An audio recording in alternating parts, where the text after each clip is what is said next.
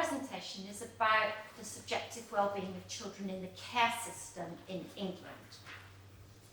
And a joint presentation between myself as the academic lead and Linda, who's from Coram Voice, which is a children's rights charity, and we've been working in partnership.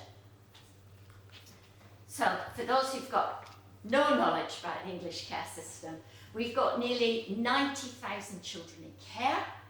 The majority are there because of abuse and neglect, so they're a very vulnerable group. About 50% have a special educational need. And we spend 5.7 billion just on looking after children every year. And yet, until we started our work, there were no measures at all on subjective wellbeing. All the outcome measures were very negative things like how many kids leave care pregnant, how many kids leave care who've been in touch with the criminal justice system. So there was nothing really positive, and there was nothing about, well, what difference has care made in children's lives? Has removing them from their birth families had a positive impact? So this is where we began. We began in 2013, and the initial aim was to understand from children's perspective what makes a good life for them. We had focus groups with 140 children across the UK, aged between 6 and 18, and through that work we developed surveys with them for ages 4 to 7, 8 to 10, 11 to 18. They've been rolled out across the country. They've been completed by 20,000 children. It's a mixture of numerical and text responses. So we've got quants and qual in a combined survey. We define subjective wellbeing in our surveys as feeling good and functioning well at an individual and an interpersonal level. And really importantly, children told us as we were developing these surveys, we're sick of filling in surveys and nothing ever happens. So it was really important for me to work with Coram Voice to make sure that whatever we were finding would have an impact on policy and practice. So these are the indicators that were developed from our survey. This was from our work with children, sorry. In the middle are those 4 ONS questions, but our children told us that positivity about their future was key. So we kept that one in. It used to be asked by our Office of National Statistics and was removed, but we kept it in. And it's really interesting to hear today's discussions that, you know, what children were telling us was absolutely spot on. There are 4 domains. Relationships, which are key to everybody, but importantly for children in care, they talked a lot about pets, how important pets were in their families. You know, we can tell our pet anything and it doesn't get written in our case file. They're always pleased to see me. It doesn't matter how I've behaved, you know. So pets, really important. Relationships with families, children's rights, feeling included in decision making, having a sense of agency, feeling safe where they lived. Recovery, as I said, the vast majority have been abused and neglected, so we were interested in, were they feeling that being in care helped them become more resilient and recover? So lots of things there, and resilience. So as I've said, we've got over 20,000 voices now. We've also looked at Your Life Beyond Care, which is 18 to 25, what happens when kids leave care, working with 60 local authorities, and we did work with Manchester at the beginning. So we've got looked after data on the Manchester kids.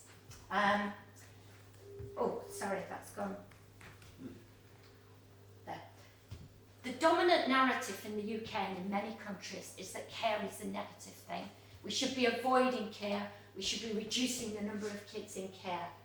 But what kids told us was that being in care had made a positive difference to their lives. So 82% said that life was getting better. These are the kinds of quotes that children wrote on their survey responses.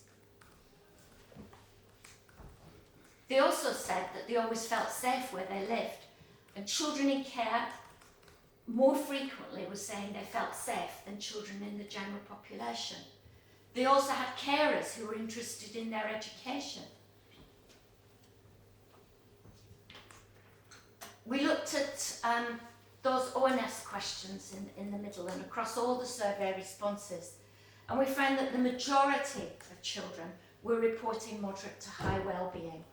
You know, it's lovely because my foster carers, I dance with them and kiss them. You know, that's what the youngest children were writing. Middle ones, I wouldn't change anything except for not having to eat avocados and courgettes. That's what my children used to say. And being in care is the best thing that's ever happened to me. So many children were doing very well, but we also saw there were, more children had low well-being than children in the general population. And here we were using those ONS questions. So if they scored low on 2 or more of those well-being questions, they went into our low well-being group. And here are the things that we've been talking about. Feeling unsafe where they lived, not having a trusted person in their lives was absolutely key to well-being. No trusted adult, being bullied, worrying about their feelings, disliking school, feeling excluded from decision-making.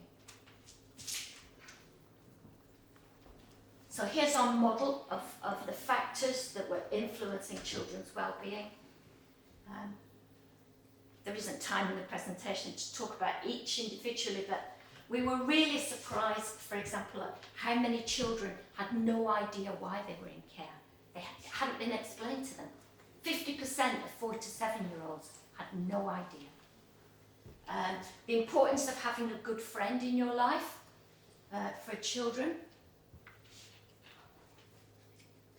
So, just a few analytical and ethical issues before I hand off to Linda. We know that somewhere between 50 and 75% of children in care have a mental health problem, over the threshold. So how come our well-being scores were generally very good?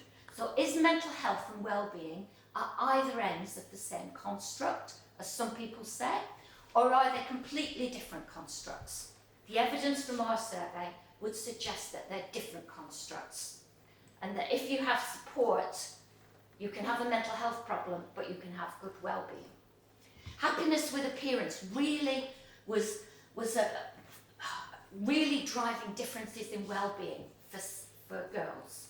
I was really interested in his conversation earlier on about having a watch. It's such a display of appearance, and it's the same with handbags with girls and all kinds of things, but happiness with appearance and these ethical issues are about if nothing happens when children fill in surveys. So over to Linda.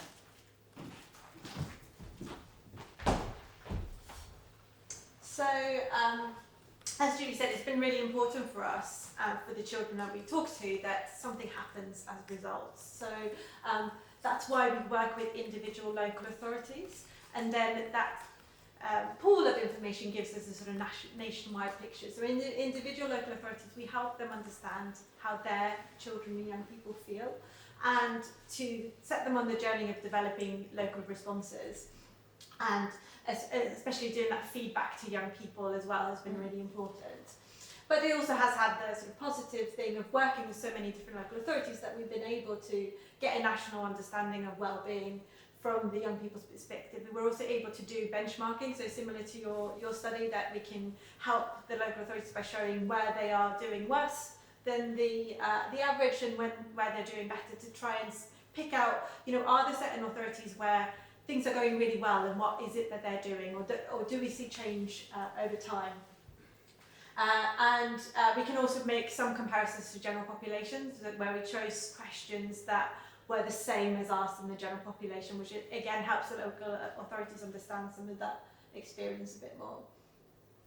So there's lots of different things that we've seen in terms of local changes. I think the thing that's been really important in working with local authorities is helping them to prioritise and respond to the things that are important to children and young people. So thinking about different issues that perhaps they didn't focus on before.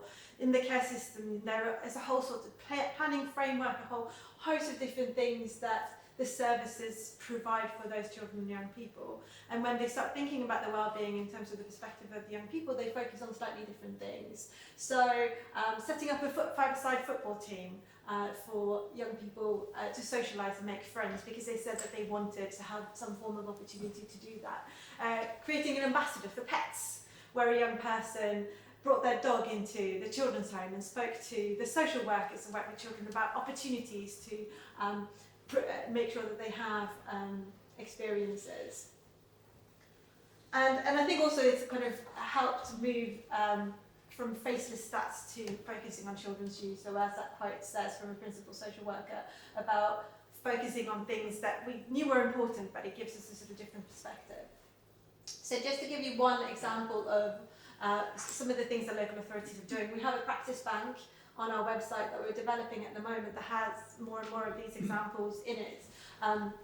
But in one local authority that we work with in Sheffield, one of the things is they picked out from their survey was 5 key areas around wellbeing. So liking how you look, like Julie talked about, having good friends and friendships, doing the same things as other children, which can be an issue for children in care, that they don't necessarily are able to do the same things as other children. Talking to carers about things that matters and liking school and education. And they introduced that into the relationship with foster carers and focus on that. And they briefed all their foster carers, they created a video to introduce this thing, and created a prompt sheet for carers about what can we do to bring these things up with children and young people, how can we talk about these things. And they also embedded it in all their processes, so records, creating an action plan, helping them to think about these things. And that's now been rolled out across the local authority, and to the point now that it's embedded in supervision, support groups, training, and foster carers are actually asking their supervising social workers who work with them to ask them about what's happening. So do go and have a look at our practice bank if you're interested in some of those examples. It is being developed, and we'll have all of these different resources. And that's just some of our Finally.